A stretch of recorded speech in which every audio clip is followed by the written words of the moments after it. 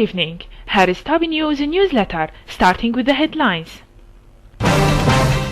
Syrian army strikes terrorists destroy their vehicles in several areas. Al-Jafari Jolan was and would always remain Syrian territory. 1,000 US troops trains terrorists in 3 countries. Units of the army and armed forces killed a large number of terrorists, injured others, and destroyed 2 vehicles equipped with heavy machine guns in the area surrounding Elbinj, Armanas town, Kafr Takhrim in Idlib countryside. In the central province of Homs, units of the army and armed forces killed and injured a number of terrorists in Rahum, Bab al-Hawa, and areas surrounding al-Mashurfi and al-San in Homs countryside.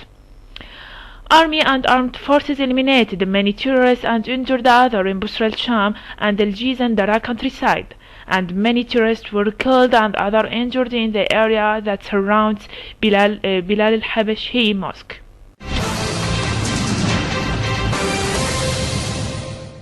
Syria's permanent representative to the UN, Dr. Bashar al-Jafari, said Jolan was and would always remain a Syrian territory, despite the current circumstances taking place in the country, and will continue our struggle for the full restoration of it until the line of June 4, 1967.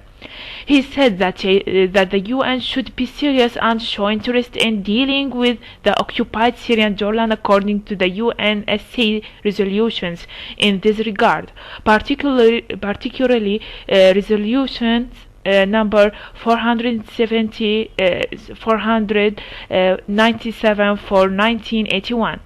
He pointed that the UN inability to force Israel to comply with its resolutions is unacceptable, especially those related to halting systematic violations of the human rights and putting an end to its policies of settlements, discrimination, suppression, and arbitrary arrests against Syrian citizens.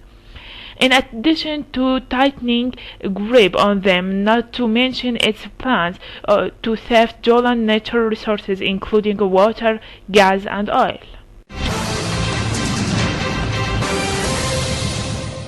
He noted that the recent decision issued by the Supreme Court of Israel lifting the ban on drilling for oil, permitting Israeli companies to start drilling works in a clear violation of international law.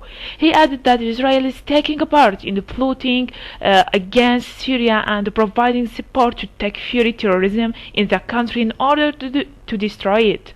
Israeli involvement became clearly evident when Israeli war airplanes launched several strikes against different targets in the Syrian territories. Stating his unwillingness to respond to misleading allegations in statements of delegations of the EU, US, Britain, France, and Saudi Arabia, Al-Jafari noted that they are meant to divert attention from the Israeli occupation and reduce the international pressure on it, adding that these countries themselves don't respect UNSC resolutions on counterterrorism, especially 2170 and 2178. The US military will send nearly 1,000 troops to train Syrian terrorist forces as a part of a long-planned effort to build up a moderate position to take on the so-called ISIS group, as Al-Pentagon said. The training will take place in Saudi Arabia, Turkey, and Qatar, and is expected to start in the early spring, spokesman Rear Admiral Juan Kirby said. The total troop number for this mission could approach 1,000, Kirby said. It might even exceed that. The U.S. Congress passed legislation last month to fund the training and equipping moderate Syrian terrorists, allocating about $500 million for the Syrian effort. But President Barack Obama has been accused of moving too slowly to help the opposition, while the so-called ISIS group and other extremists have taken on a dominant role on the battlefield. Obama, wary of having the U.S. drawn into Syria's multi-sided civil war, had long kept what he called moderate terrorists at arm's length.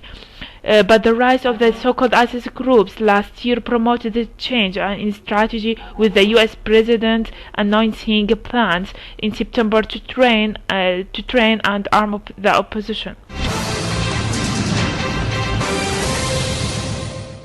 The U.S. administration, however, has placed a priority on fighting the so-called ISIS militants rather than President Bashar al-Assad's government, an impasse that he led to disagreement with some allies, including Turkey. Major General Michel Nagata, who is overseeing the U.S.-led fight against the so-called ISIS terrorists in Syria, met a range of opposition figures in Istanbul earlier this week, and they came away encouraged, Kirby said, to avoid a repeat of insider attacks that have blocked the military training mission in Afghanistan. A portion of the U.S. troops to be deployed with a focus on security for their compatriots, as he said. Japan announced its cooperation to fight the so-called ISIS by pledged about $200 million in non-military support for countries who are fighting Islamic State extremists, as Japan Prime Minister Shinzo Abe. Should we leave terrorism or weapons of mass destruction to spread in this region? The loss imparted upon the international community would be immeasurable, as he said. He added that the money will help to build their country's human capacity, infrastructure, and so on. In Russian view, a teenager from Russia's turbulent southern Dagestan Republic is suspected of carrying out a suicide bombing at a police station in Istanbul's tourist Sultan Ahmet Square, which killed one officer and seriously injured another one. Forensic experts in Russia are to compare blood samples from the bomber, believed to be Diana Ramazanova, 19, with those of her mother to confirm her ID. Ramazanova is believed to have been radicalized after meeting radical Islamists through social networks. According to the Turkish media, she married a Norwegian jihadist of Russian origin and traveled with him through Turkey to Syria, where he joined of the local militant group and was killed in December. That's all for today. Thanks for joining us. I'm Inas Ahmed. Good night.